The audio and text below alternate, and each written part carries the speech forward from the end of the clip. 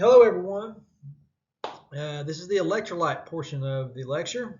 Um, yeah, electrolytes, they work just like our fluid does in the sense of they they work together to kind of they first of all they got to stay all in balance, and they're what electrolyzes and charges our muscles primarily to function, and they cause a lot of different functions in our body. So we're largely dependent upon our electrolytes for so many of our systems. So we're going to be talking about sodium, potassium, magnesium, calcium, phosphorus, chloride uh, in this video, and so should be a whole lot of fun.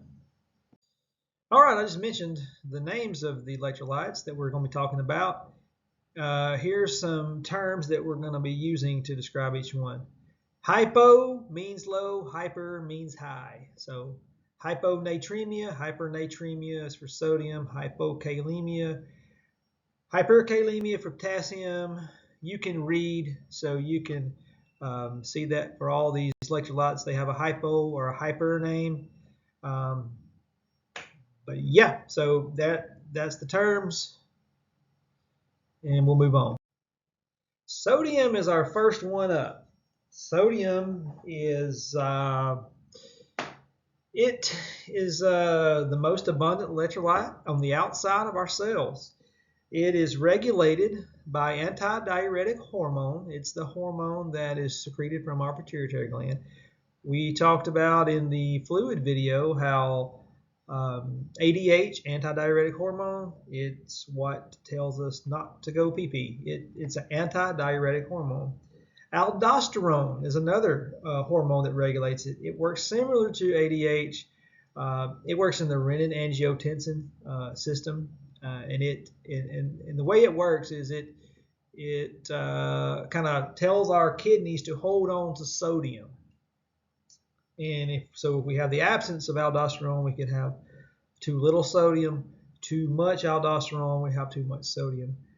We'll talk about that when we get to the hypo and hypernatremia. But do know this about sodium. It's largely its major role, or one of its major roles in our body, is blood pressure management. Okay, so hyponatremia, that's when our sodium is too low. That's when our serum sodium is below 135. Guys, you've got to know these ranges. Memorize the ranges. Here's a trick that someone told me about memorizing the food and electrolyte ranges is write them all out 10 times every time you study. Before you study, write all the electrolyte ranges out, all the values that you're going to need to know. And then when you get done studying, write them out 10 times. You do that every day. You study, you'll be fine. But so sodium's less than 135. Now here's some of the big causes of hyponatremia. This is what causes a lot of times. If you have a drain, so say you have an NG tube, you have a Foley catheter, you have some type of drain that you're losing fluids. Because remember, every time probably the first time I'm telling you this. But do remember this. Every time you lose fluids, you're losing electrolytes. Wherever fluids go, electrolytes are going to go. So diuretics, you're losing fluids that way, you're going to lose sodium. If you have diarrhea, you can lose sodium. Sweating, excessive diaphoresis, it causes sodium.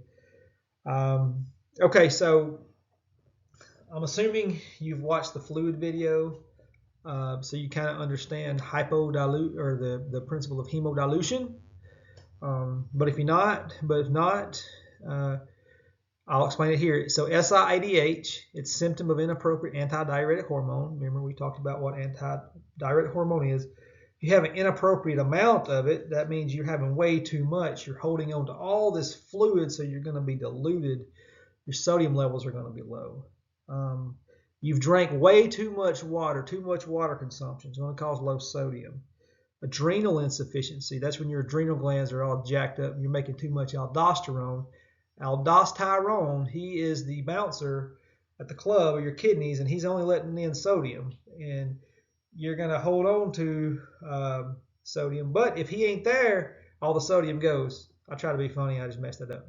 Anyway, adrenal insufficiency means you're not. It means you're not holding on to sodium because you don't have aldosterone, which is what regulates it. Diuretics, heat exhaustion, fever. Those are some causes for hyponatremia. Okay, we're talking about the signs and the symptoms of hyponatremia, too low sodium. Well, what caused it? Is it hypervolemic or hypovolemic? Meaning, do we have low sodium because we have too much fluid, not enough sodium to offset it, or do we have not enough? We've lost all our fluid and our sodium, and we're hyponatremic that way. That makes a big difference. And it's gonna look different, and we're gonna treat it different. So if it's hypovolemic related, we've lost too much fluid. Let's say we've had a Foley and we've just put out way too much urine and we've lost sodium and we've been excessively sweating. I think that could be, well, but then again, there's a number of ways it could happen. But the moral of the story is we've lost fluid, so we have low volume, we'll have low heart rate, or we'll have a heart rate that's high, but we have blood pressure that's low, and then we have respiratory rate that's high. And that's because it's the same symptoms of fluid volume deficit, right? We don't have enough fluid, so whenever we have too little fluid, our heart rate's pumping real high, our blood pressure will be low, and our respiratory rate, and it's just our body's working harder because we have less fluid to work with. Now, if it's hypervolemic, meaning we have too much fluid, the blood pressure is going to be up, but the respiratory rate might be down, and you may hear your typical signs of fluid volume excess that come with that. You could have EKG dysrhythmias. We won't talk a ton about EKG dysrhythmias in this lecture, although each electrolyte does sort of play a part in your heart. Since we hadn't covered cardiac yet, I'm not going to spend a ton of time on that. Lungs, you're going to have shortness of breath a lot of times, especially if it's because you got too much fluid on you. And generally that is the case with hypervolemic sodium, is you would have too much fluid, you'd probably have some shortness of breath, nausea, vomiting, abdominal cramps, nervousness. Those are all associated with it, but here's our priorities, right? So I've kind of ranked these in like 3 tiers of this is mild, this is medium, this is severe. So your sort of milder symptoms of low sodium is going to be fatigue, nausea, vomiting, and a headache. If you see those signs on the test, they probably are sodium related. Fatigue, now keep in mind that a lot of these electrolytes are going to have some of the same symptoms. But I'm going to really harp on the ones that are very specific to this electrolyte in this video. That's what you want, but you don't want to write it off like, oh, fatigue, that goes with everything. Well, it might be a select all that apply question, so you need to know all of them. General malaise, so like weakness, that's with sodium. That's kind of more of a medium. But here's your big ones: seizures, coma, and respiratory arrest. Hyponatremia, you want to think neuro. Think neuro, and then think kind of maybe muscle weakness when you think of hyponatremia and the symptoms of it and what goes with it. Confusion's a big one. Now here's our interventions. We want to administer IV fluids. If the volume is low, we give them an isotonic fluid, maybe normal saline. If they have too much fluid that's coming along with this hyponatremia, then you give them diuretics and you put them on water restrictions. Daily weights, you do that to monitor their fluid. Safety precautions, orthostatic hypotension. It is a big symptom also with hyponatremia. So you want fall precautions, things like that. Airway, you want to keep them NPO if they're really severe, and they have. If a test question mentions that a patient has an altered mental status, and NPO is like an answer. See, I'm not saying it's the answer, but I'm saying give it some thought, because it could be. Because you got to think, if you're confused, you're at risk to choke. All right. So we will move on. All right. So hyponatremia, we treat the underlying condition, whatever it caused it. We replace the sodium. We restrict water. We give medication. That's in a nutshell what we do. Treating the underlying cause, you really got to figure out what caused it. What caused the low volume or the high volume? You treat that first. But I just named off things that are very specific to treating hyponatremia.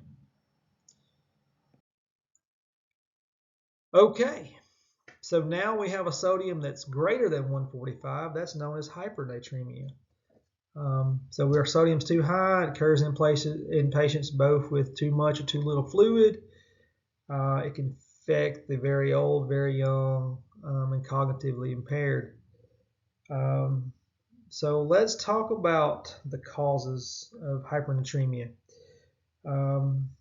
So any way you lose fluid, when you're losing fluid, say you're sweating, or maybe any way that's causing fluid loss that's greater than the sodium loss. Adrenal. So here's a very specific disease. If you have an adrenal deficiency like diabetes insipidus, that's where you're not making any antidiuretic hormone, or it's not antidiuretic hormone's not working. You don't have any for whatever reason. You're just constantly diuresing. You could become hypernatremic because you're losing a lot of fluid, but you still got you still got about the same amount of sodium, so you're very concentrated with sodium. Having too many salty foods, or you just you haven't been drinking enough, and your sodium has become very concentrated. Taking vitamins, supplements like that, but here's some things. Alka-Seltzer, they contain sodium, so or aspirin, cough syrup, certain things. I do recommend highly looking at each one of these electrolytes and the dietary considerations. You need to know them. You need to know what has sodium in it. You need to know what has potassium in it. All these. Those are some things that can cause hypernatremia. Okay, so let's talk about the signs and symptoms. I mentioned the causes in the last slide. There's some few causes here. Really similar things I mentioned. I didn't mention hypertonic IV solutions, but you think about it, that makes a lot of sense, right? If you're getting like 3% normal saline, that's like a high concentration of saline, then you could but I'm gonna tell you, it's very rare unless you're like in the ICU or something that they're giving these hypertonic solutions. But I probably should have mentioned that, but it certainly can cause it. Now, what's the signs and symptoms going to be? The more milder symptoms is going to be muscle fatigue. Okay. Medium symptoms, dry, swollen, red tongue, that kind of comes with being dehydrated. Confusion. Think confusion, think sodium. If somebody's confused, think about their sodium. Irritable, restless, thirsty, muscle twitching, edema. So remember, where salt goes, fluid goes. You got some swelling. Now, severe is going to be seizures. You can have increased muscle tone because sodium is a major player in your muscles' ability to function, and more rigid muscle tone is I think the language the book likes to use. That's actually a really severe. If you're having muscle issues due to it, not just fatigue, but like rigid like muscle tone, then that's a severe sign. Nausea and vomiting. That's kind of confusing, right? Because nausea and vomiting is like a mild sign with hyponatremia, but with hyper, it's severe. But I would really kind of focus in on the seizures as far as the severe signs of what hypernatremia. You can have elevated temperature, like the thing suggests, because you're just hot, you're high and dry. Now, musculoskeletal system, like I said, you will have muscle cramps, increased DTRs, increased deep tendon reflexes. Integumentary system is going to be, you're going to have some swelling, you're going to have some edema, pitting edema, dry mucous membranes, all the symptoms that come of being dehydrated. You might have bounding pulses, hypertension, because if you have, a lot of times if you have hypernatremia, again, it's like a hypo. If it's, you have to look at the whole picture of what's going on with the patient. Sometimes it's accompanied with fluid volume excess, tachycardia, dysrhythmias, long shortness of breath. Let me talk about why neuro is such a big thing with sodium. If you've seen the fluid lecture, then you know about how fluid is pulled, right? Hypertonic or hypotonic, how osmosis works. Okay, salt is a major player in that. It pulls fluid. Well, if you're hypernatremic, so you have an excess of salt in your bloodstream, it's going to pull fluid out of your brain cells. You're gonna have cellular swelling, or actually, I'm sorry, your cells are going to shrink. Whereas if you're hyponatremic, you cause brain swelling, and it causes the cells in your brain to swell. So that's why neuro is a big deal with that. Probably should have mentioned that in the last slide. But so hopefully that helps you understand that neuro is a big player with our people with sodium imbalances. If you have a decreased urine output, nausea and vomiting, all those things can cause excess sodium. Now here's our interventions. We want to monitor for the severe signs. We want to definitely monitor for them. And that's like a coma. You could end up in a coma, or seizures, or increased muscle tone. Monitor for them. If that's an answer, if you got a patient scenario and you've got, what do you do? And it says monitor for seizures or coma. You might be tempted to overlook that because it says monitor, but that's a severe sign. So that very well could be the answer, because that's like, you think patient safety, that's about as big of a priority as you can get. You want to avoid. Now you do. I don't know that you'll probably have a question like this on your test, but it's just good to know. You would give hyponatremic. I'm sorry, you would give a hypotonic solution for this, but you wouldn't want to give it fastly, because you wouldn't want to cause a rapid shift in the sodium. When you're correcting sodium, you do not want to correct it fast. If you correct it fast, you're going to cause a big shift in fluid, and you're going to cause those neuro stuff go on, like I talked about, like the fluid shifting in the cells in the brain. So yes, you give hyponatremic fluids. You do not give it fast. Don't eat salty foods. Don't take substances that have salt in them. And you want to read on the dietary stuff. It's going to mention some very specific things. Canned foods, processed foods, things like that. Avoid that. Monitor eyes and nose.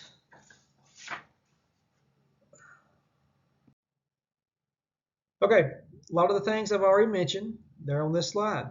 Gradual lowering serum sodium level, diuretics. You might want to get that fluid off. Monitor eyes and nose. Assess for over-the-counter sources of sodium.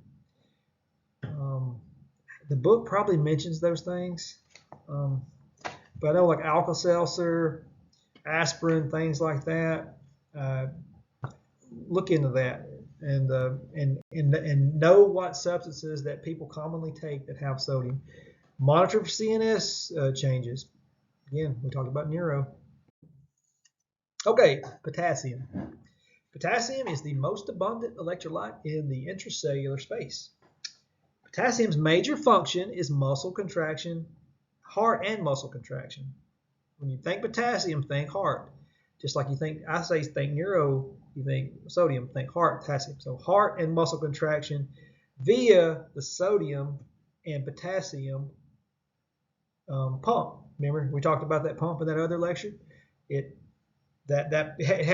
So sodium has an inverse relationship with with potassium, meaning if one's high, the other one's low, because potassium lives on the inside of the cell, sodium lives on the outside of the cell, and that pump kind of regulates it. So if you have some kind of deficiency with that pump, those electrolytes are going to be messed up. Your kidneys regulate it. Do know that. Regulation of potassium by the kidneys. The kidneys is what excretes potassium or holds on to potassium. If you have a patient with kidney failure, I guarantee you, well, that's a big, most likely, look at their potassium. That's probably they probably have high potassium. So know that. Aldosterone, it's the hormone. I've said it a few times. I'll keep saying it. Aldosterone, it causes you to hold on to sodium, so it can cause hypernatremia, which could cause hypokalemia, right? Because sodium high, potassium low. But yeah, so if you have too little, so aldosterone kind of regulates it. Hypokalemia. Let's talk about that one. Okay. The electrolyte imbalance of potassium. So it's 3.5 to 5. That's our range. We need to know it. If it's below 3.5, we are hypokalemic. It's just some of the things that can cause it. And dehydration can cause it. Diuretics can cause it. Drains can cause it. And diarrhea. GI loss. NG tubes. Think NG tubes. Diarrhea. I said that one time, but any way you're losing fluid, think about it. When you're losing fluid, you're losing electrolytes. So any type, whether it's a wound, whether it's a burn, whether it's a drain, any of those things, if it's mentioned in a test, and you're losing fluids, you're also losing electrolytes. So if you're diuresing, any type of, okay, so here's another thing to keep in mind, and I don't know how much of this you guys know or recovered yet or not. Diuretics cause you to excrete, and lose all your electrolytes basically. But there's one diuretic called spironolactone. It's potassium sparing. So just remember that one. You're not going to lose potassium. You actually could be at a risk for hyperkalemia with that one. But all the other diuretics, you're going to lose potassium with. Any kind of adrenal insufficiency or adrenal abnormality it'll cause an excess in aldosterone, which will excess, or it'll cause an imbalance in your aldosterone, which offsets your potassium, which could offset your sodium, which offsets your potassium. Steroids, antibiotics, insulin. I don't know what you guys know about insulin yet, but insulin kind of works like that sodium potassium pump. Insulin, if someone's on insulin, it opens up the cell and allows for like the sugar to go in the cell, right? Well, it opens up that cell. It could cause potassium to leave the cell or go in the cell. Well, actually, it would cause low, because this right here is measuring potassium in the blood. It's going to cause an excess of potassium from the blood to go in the cell. That makes sense. Yeah, so those are some of the causes. Now on the next slide, we're talking about the signs and the symptoms. Yeah, so I mentioned the causes earlier, or in the last slide. So some of the causes, if your potassium's low, you got to think low and slow. You could have severe bradycardia. And then you'll have ST depression in the EKG. We're not going to talk a ton about EKGs in this, at least in this section right now. We'll get to that when we talk about cardiac. But do know that the ST part of the EKG causes depression if it's low. Your lung sounds, or your lungs rather, you have some shallow breathing, and if it's severe enough, you could have respiratory arrest, because potassium pumps. It kind of helps your muscles function. Remember, it said heart and muscle. It helps with that function. So if it's low, your muscles kind of going to be low. The muscle to your heart, all those things. Potassium is a big player in sending electrical conduction to your heart. So if you have a low amount of it, your heart's going to be kind of low and slow. Bowel sounds will be low, slow. You might even be constipated. You may have abdominal distension. You could have anxiety. You could have fatigue. Those are probably not that common. I would probably think about sodium before I would potassium. But it's there. Your deep tendon reflexes are going to be low. You're going to be weak. Going to have paralysis. Intervention, super simple, right? You're just going to give them more potassium. Now, a couple of things I'll mention, but we'll mention on the next slide. Okay, so you replace the potassium, you increase dietary potassium, you monitor the EKGs, you look at their blood gases. You monitor patients that are receiving digitalis for toxicity. So if they're receiving digoxin, I don't expect to give you guys a question on this just yet because we haven't covered cardiac yet, but it is very important. Like digoxin is a medication that causes your heart to it increases contractility of your heart, causes your heart to pump more effectively. So very dangerous for a potassium level, for have a low potassium when you're taking digoxin. So if you do see a question like that, no, that's a very serious. You could be at risk for some very serious heart complications. You administer IV potassium only after they have a good urine output. And that's because if you have kidney failure, you could be in hyperkalemia. And also, I'm sure you guys may know this by now, but you don't ever push potassium, IV potassium. We give potassium in these big bags that are not huge bags, but we give them, where they're diluted with at least 100 milliliters of sodium chloride or something like that, and or just chloride, and they go that way. And you give it slow too. You don't give it fast. A couple of reasons. Potassium burns. It burns really bad when it's going in like that. And if you correct it, you don't want to give it too fast because you could cause a cardiac arrest if you give it too fast. Hyperkalemia, greater than 5.0. If your kidneys are working fine, you don't see it that often. Older adults, you do see it more often, and its cardiac arrest is frequently associated with it.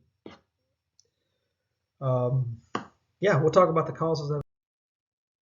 Here's our causes: impaired renal function, tissue trauma. I'm not going to. I mean, you guys can read. You're smart.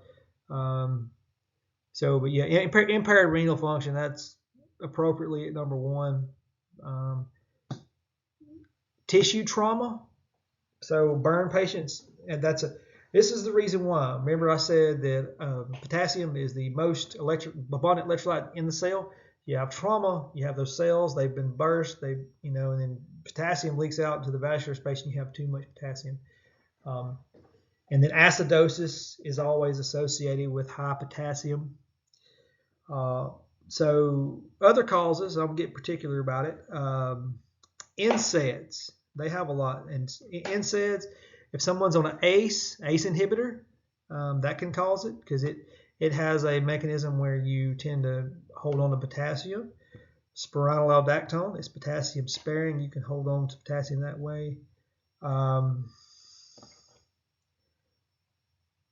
It's very rarely do you see it with someone that it's because they've ate too much potassium, they ate too many bananas or something.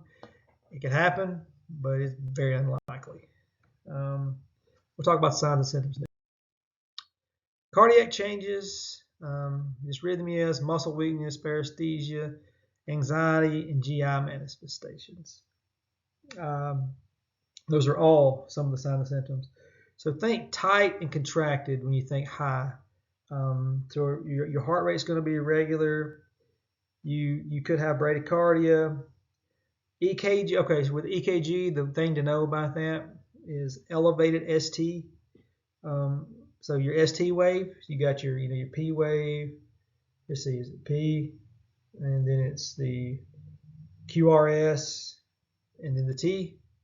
So that ST segment is going to be elevated with higher potassium, and then flattened with the hypokalemia. Don't worry about that right now. I'm not gonna. I'll get into that when we get to cardiac. You can have respiratory failure. Also, potassium does kind of affect your muscles too. So you could have muscle weakness, cramping, and increased DTRs with that as well. But also think about this. It does speed some things up. So one is it can cause diarrhea. It can cause hyperactive bowel sounds because it's speeding up that digestive tract because you're trying to get rid of all that excess potassium so you could excrete it. So diarrhea is often associated with hyperkalemia. Okay, how do we treat this? How do we treat hyperkalemia? Well, it says it right here. Monitor the EKG, assess the labs, monitor that INO. Remember I said potassium, kidney, right? Kidney function. Want to watch for that. Diet's going to be huge with potassium.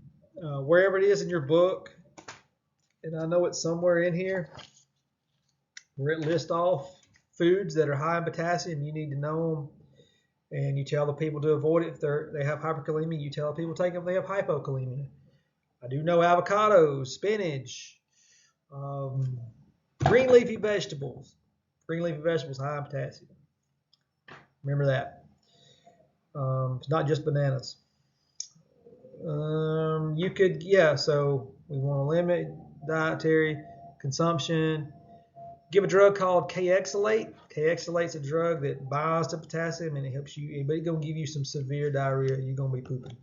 So it'll cause you to lose potassium that way. You give IV fluids. I guess that's in an emergency care. Yeah, so calcium gluconate, sodium bicarb, IV regular insulin. All these they're given. I would say IV insulin's probably you're more likely to see that one. I don't know if I've ever given any. Yeah, I probably have. So all those. But anyway, if you give any, so do look at them drugs. Dialysis, yes, I'm glad I've seen that. So dialysis, you definitely that's huge. So I guess when you think about potassium, think about kidneys, right? So that's the primary way that potassium's kept, and that's going to be the primary way that you lose it. So dialysis, if you have a patient come in that's a kidney failure patient and their potassium is like 6 or something like that, and they're that's pretty serious, and you have dialysis as an answer, that's probably your answer because dialysis is a big treatment. It's probably I would do that before I'm doing this other stuff. But anyway, that's your treatment. So you either give diuretics or you give dialysis. I'm trying to highlight. I guess I'm rambling, but I'm trying to highlight the while all these things you would do them, and all these are good. I think when we get in here, I don't know. I would just keep it simple and say dialysis or diurese with treating hyperkalemia. Okay. Now we're talking about calcium. Calcium is regulated by your parathyroid hormone. Your parathyroid hormone, it helps produce calcium. And then you have two other substances called calcitonin and calcitrol. Calcitonin it also regulates it. So it's another hormone that pulls calcium. These two, I get these two mixed up, but calcitonin pulls calcium from the blood into the bone. That's how calcium gets from your bloodstream to in your bone. Calcitrol is the hormone that regulates calcitonin. So it actually inhibits the release of calcitonin. So when calcitrol kicks in, it blocks calcitonin, and calcium goes from your bones to your blood. So they regulate calcium. The function of calcium, it helps function for strong bones, strong clotting factors, strong heartbeats. And we will get into hypocalcemia next. Hypocalcemia, it's caused by low parathyroid hormone. Whenever parathyroid hormone is it's released, um, that's how we get calcium in our blood. When we have a low amount of that, we typically have a low amount of calcium.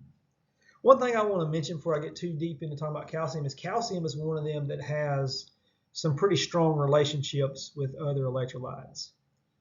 Calcium absolutely hates phosphorus. Don't know why. They don't get along, but you can rest assured if calcium's high, phosphorus is low. Phosphorus is high, calcium's low. But magnesium, calcium loves magnesium. So if magnesium's high, calcium's high. Magnesium low, calcium's low. They just they follow each other, and calcium avoids phosphorus. But anyway, so like I said, causes of hypocalcemia, low parathyroid hormone, laxatives, loop diuretics, drains. You lose it through your GI system, so thinking any kind of diarrhea, something like that. If you're vitamin D, vitamin D kind of helps support calcium, binds the calcium, or helps with calcium absorption. And then if you have low magnesium, for some reason you have low magnesium because you're malnourished or something, then you have low calcium because they do whatever the other one does. They're buddies. And then if phosphate, if for some reason you have an increase in phosphate, then you will have low calcium.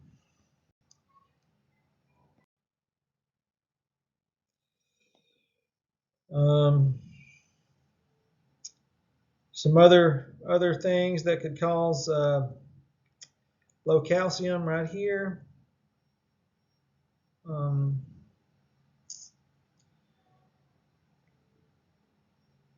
Yeah. So kidney injuries, medications, anything that can alter your fluid balance there can also, you can either retain calcium with the fluid or lose it with the fluid. So think like that. Okay. So we're talking about the signs and the symptoms of hypocalcemia. And these you really need to focus here. They're all listed out here.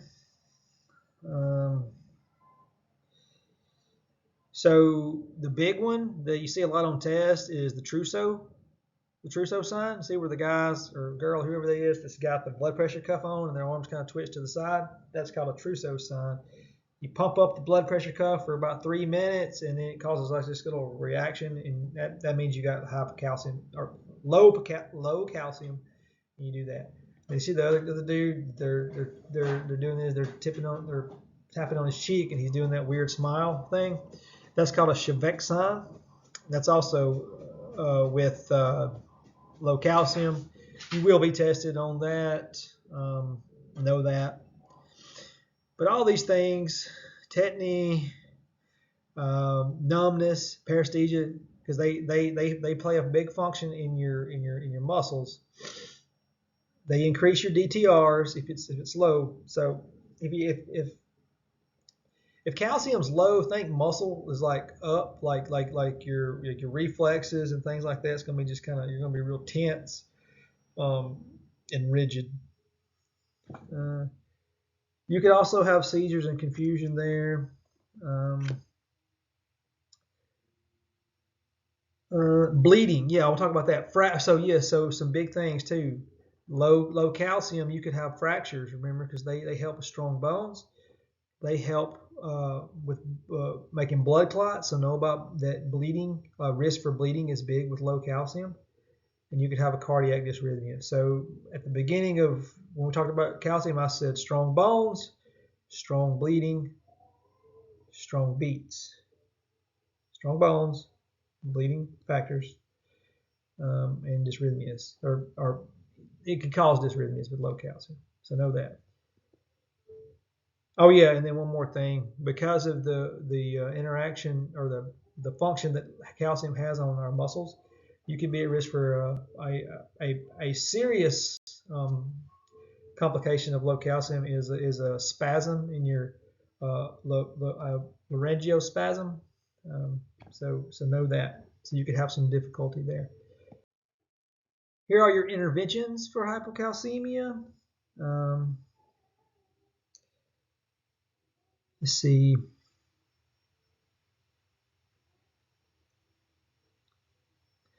Yeah, I mean, I think this slide pretty well says it. You give calcium, you give vitamin D. You want to teach fall precautions. I don't know that it says that on here. Fall precautions, big time, because you know you could break something. You could break a leg, right?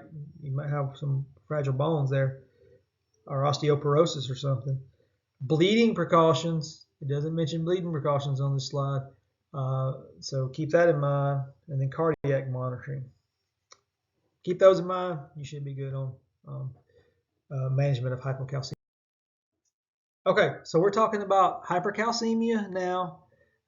So we've got too much calcium. Some of the causes of that are going to be hyperparathyroidism, antacids, malignant cancer cells, and low phosphate. So remember I said about PTH, parathyroid hormone. It's where calcium comes from. It's where we get it. So we could have an excess of calcium there. And acids also contain calcium. And remember, if you got low phosphate, you probably got high calcium. Let's talk about some of the signs and the symptoms here. So a lot of the clinical manifestations, you know, of course, what I've got on the PowerPoint here. But let's talk about some of the ones that maybe aren't. So think slow. With hypercalcemia, a lot of things are going to slow down. Your heart rate's going to be lower. Your respiratory rate's going to be lower. Your blood pressure is going to be lower. EKG, you could be in a heart block there. Short QT wave. Like I said, don't get hung up too much on the EKG stuff. Shortness of breath. You can have weak respirations. Hypoactive bowel sounds. So hypercalcemia, think everything is slow. Constipation, your bowel sounds are kind of slowing down, or your bowels are slowing down. Kidney stones are a big sign of hypercalcemia too. Loss of consciousness, altered mental status, and low DTR. So just like the guy with hypocalcemia, he was all rigid and he was twitching when he did the Trousseaus and stuff. The person with hypercalcemia, he's going to have low DTRs. Muscle skeletal weakness, bone pain.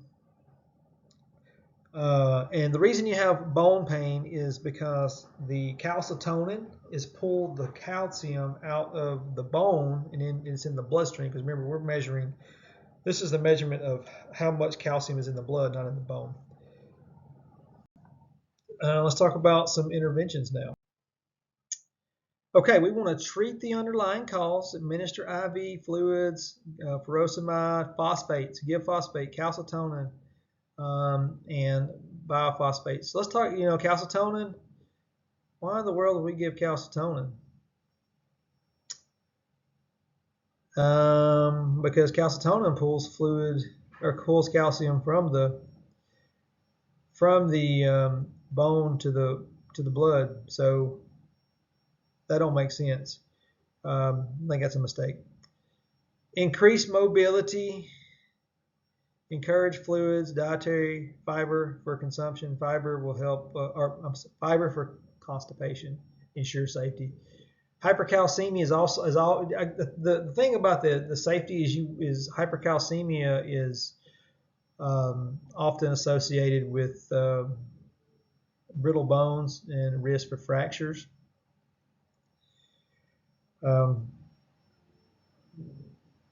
And then biophosphates up there, you would give that, because you want to give phosphate to treat hypercalcemia, because when your phosphate goes up, your calcium will go down. Fall precautions, loop diuretics, IV phosphate, just mentioned that. Monitor I's and O's. Monitor for kidney stones. You can give IV normal saline. It might decrease the chance of kidney stones. You want to avoid calcium-containing foods. So do know that the section in your book that mentions what the dietary considerations that you want to avoid, what foods to avoid, what foods to take. Dialysis. You might, a patient, because hypercalcemia is pretty serious. So dialysis could also be an option if it's a patient that's retaining the calcium and it's related to some kidney failure. And I think that will allow us to move on to the next lecture. Okay, magnesium. Its primary function is it regulates muscles, primarily the uterus and the heart. Muscles in the uterus and the heart. And it helps with the immune system, strong bones, and it regulates your blood glucose levels. I want to remind you of the relationship that magnesium has with calcium. So it kind of helps with low, it helps all the things that calcium would help with. Magnesium, magnesium attracts calcium. Anyway, we'll move on to our hypomagnesemia slide. So some of the causes and more popular causes of low magnesium is consumption of alcohol, alcoholism. If you have a patient that's an alcoholic in one of your test questions, I would think about magnesium. Something about alcoholism, alcoholics. I don't know if it's just they're just malnourished or they're notorious for having low magnesium. Large amounts of fluid loss, because where the fluid goes, electrolyte's going to go, so you could lose a number of electrolytes. And then that's kind of the main thing. So malnutrition. So somebody's malnourished, somebody's an alcoholic, they've lost a lot of fluid. They can have low magnesium, and that's likely causes. Signs and symptoms. Hypomagnesium. A lot of stuff's going to be elevated. Your heart rate's going to be up. You're going to have dysrhythmia. It could lead to a serious cardiac event called ventricular fibrillation. I've seen this a lot in the hospital. Like somebody will their heart rate will just shoot up and get up like crazy high, and then we look and their magnesium's it's like 0 point something, and we give them a bolus of magnesium and then it comes down. So just know the elevated heart rate. You have diarrhea. So they will have diarrhea. That's a common symptom you see with it. Shallow respirations, confusion, irritability, insomnia, seizures.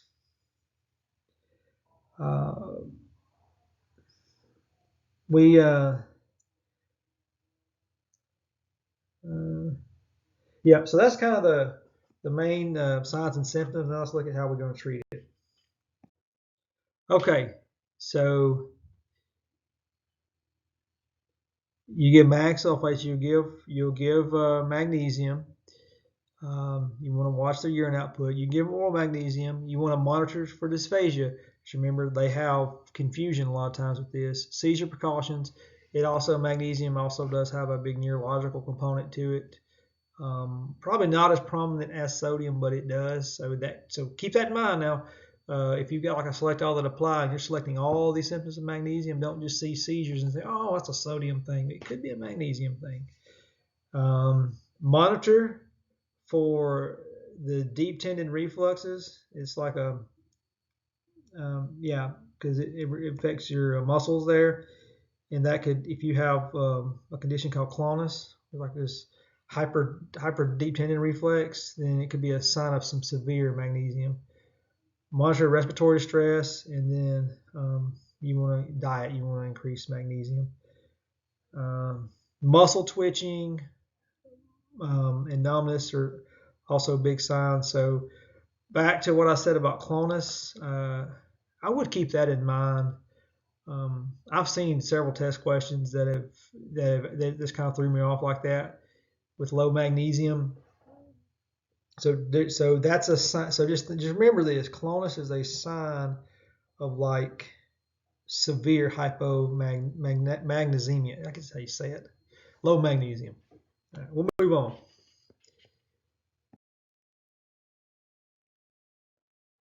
Yep. So this is a rare electrolyte imbalance. You probably won't see it all that much, um, but you know how I mentioned the reflexes and all those things were up in hypomagnesium and hypermagnesium. Things are down, so you're going to be weak.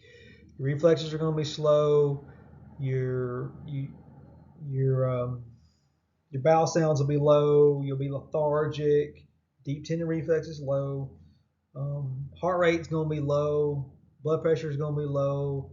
Low or a high. So hypermagnesium, think calm, quiet. Everything's kind of chilling out. Now we're talking about the interventions. Okay.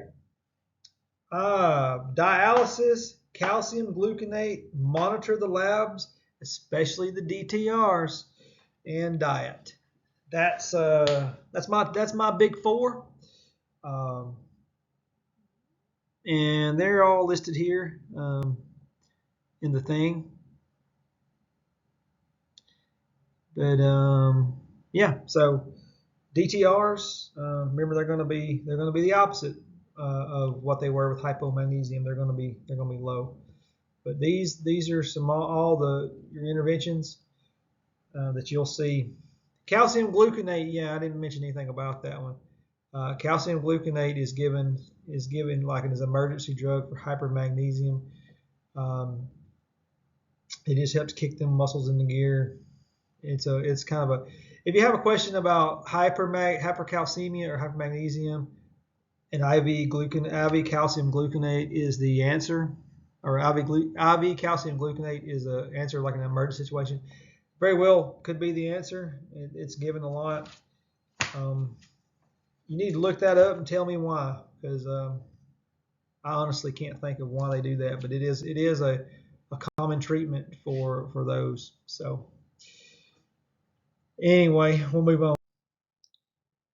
Okay, we're talking about phosphorus now, and its function for bone and teeth formation. It helps regulate calcium. Remember, it has the inverse relationship with calcium. It also regulates PTH and calcitrol. Remember, it's regulated by PTH. I'm sorry, it's regulated by PTH and calcitrol because if you'll remember, I said those regulate calcium. Well, here's the deal. Think of phosphorus as like reverse calcium. So everything calcium did, if you got phosphorus there, it's going to be the opposite, and we'll talk about it a little while later. But yep, that's why. So its function, it helps for bone and teeth formation, and it helps regulate calcium, and it's regulated by the same things, but calcium's regulated by hypophosphatemia. Got several causes. You got your manifestations, what you do for it, all that listed in this PowerPoint. I'm gonna just highlight some things or bring to attention some things. Causes, it's oftentimes caused by vomiting, diuresing, excessive bowel movements, antacids. If someone's taking antacids, remember they have a lot of calcium in them, so it's probably going to cause low phosphatemia. Burns, heat stroke. Those are all causes. But yeah, we'll move on to the next slide. Okay, hyperphosphatemia, high phosphate. So you could also pretty much interchangeably change this with hypocalcemia, and it would all be the same, like signs and symptoms, what causes it, things like that. So if you'll notice, all these things, kidney injury, excessive phosphorus, excessive vitamin D, acidosis, hypoparathyroidism, chemotherapy, all these things that would cause hypocalcemia, they would cause hyperphosphatemia. You treat it the way it's treated. You give vitamin D, you give calcium supplements, you give diuretics, you put them on dialysis. You can give IV normal saline to dilute phosphorus levels, and then you want to tell them avoid avoid foods that are high in phosphorus. Yeah, and that's yeah. So we'll move on to chloride now.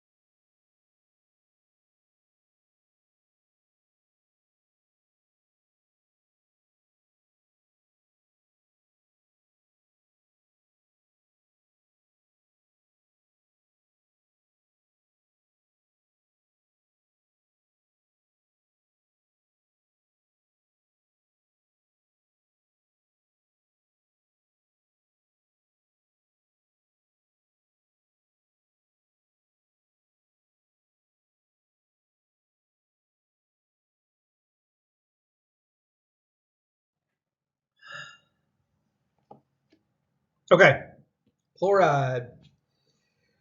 Chloride's function is to help sodium maintain the blood volume, blood pressure, and pH balance. So think of chloride as like sodium's little sister or something like that. It's like they kind of very similar. And you often you think about what's salt, it's sodium chloride, right? So chloride sort of follows sodium around, and it kind of helps sodium do the same things that sodium does.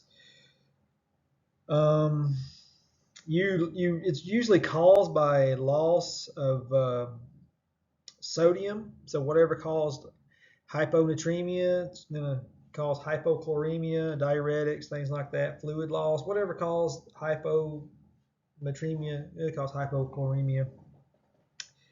Signs and symptoms are the same as low sodium. Interventions, you're gonna give sodium. It's pretty much that simple. Hyperchloremia. So it's pretty much very similar to hypernatremia, right? Lethargy, weakness, rapid, deep respirations, hypertension, cognitive changes. Remember I talked about with hypernatremia. You have neurological changes. Same deal here. How you gonna manage it? You're gonna treat whatever the underlying cause was. It says replace electrolytes, fluid balance. You'd probably give a hypotonic solution maybe because you most likely are in hyponatremia, so you'd give 0.45% normal saline, something like that. Diuretics. But really, when you think about hyperchloremia, whatever the treatment was for hypernatremia, it's going to be the exact same. All right, well, that's fluid and electrolytes. Hope you guys have learned some stuff. Look forward to seeing you all in class. Feel free to come at me with any questions. I'll do my best to help you out, find you an answer. See you guys later.